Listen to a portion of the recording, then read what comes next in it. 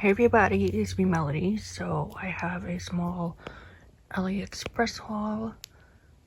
So I want to start off. I saw these originally on Amazon and I decided to look them up on AliExpress, and they literally have the same vendor. So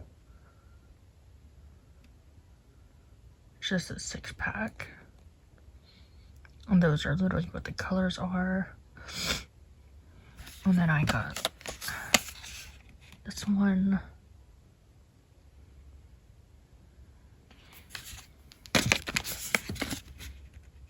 Then I got this one.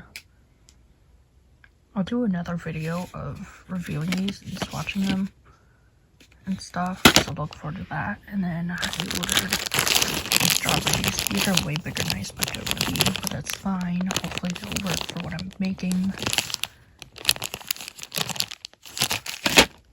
And then I saw these originally all on Amazon and I found them cheaper. Same vendor and everything on AliExpress. So this is a Ssnake one. And it's adjustable. This one is supposed to be adjustable. But it's just Octopus. Tentacles.